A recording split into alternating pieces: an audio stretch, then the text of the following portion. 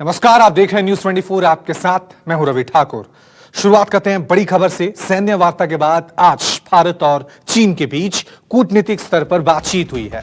भारत चीन सीमा मामलों पर हुई इस बातचीत में भारत की तरफ से विदेश मंत्रालय में पूर्व एशिया डेस्क देख रहे नवीन श्रीवास्तव ने भारत का प्रतिनिधित्व किया।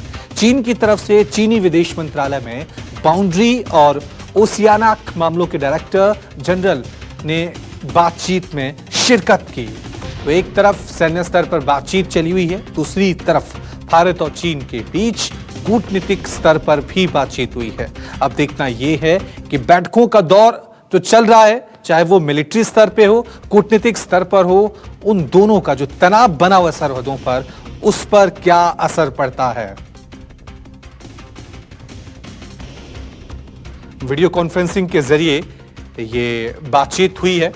अब देखना यह है कि इस बातचीत के बाद जिस तरह से गलवान घाटी में जो विवाद शुरू हुआ था, एलएसी पर जो तनाव बना हुआ है, क्या वो कम होगा, ये देखने वाली बात होगी। चलिए इस खबर पे और ज्यादा अपडेट के लिए अब सीधा रुख करते हैं मेरे वरिष्ठ सहयोगी डॉक्टर संजीव त्रिवेदी का। संजीव, लगातार बैठकों का दौर जारी है। आज जो कूटनीतिक स्तर पर बातचीत हुई है, क्या कुछ नतीजे उससे निकलकर सामने आए?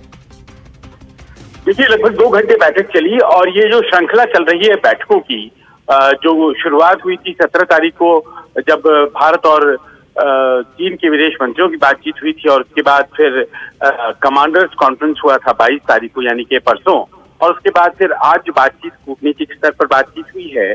और इस बातचीत के नतीजे क्या हैं, अगर इसके बारे में हम बात करें तो बड़ा स्पष्ट है कि एक सिद्धांत में तय किया गया है कमांडर्स कॉन्फ्रेंस में, जो परसों हुआ था, कि जो लाइन ऑफ कंट्रोल है उसके ऊपर डिसएंगेजमेंट को अंजाम दिया जाना है, खासतौर पर गलवान वैली और पैगोंग सॉल्ट लेक के आसपास।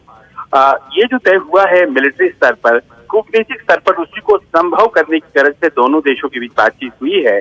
और आप जानते हैं कि ये WMCC का जो एक फॉर्मूला है भारत और चीन के बीच में 2012 से है, उसके तहत बॉर्डर मैनेजमेंट को लेकर के बातचीत होती रहती है और उसी श्रृंखला में बातचीत हुई है।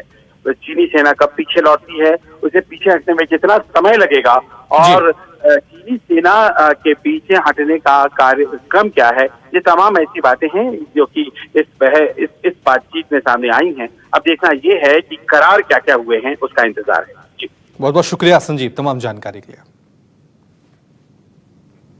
नमस्कार, मैं हूं मानक गुप्ता।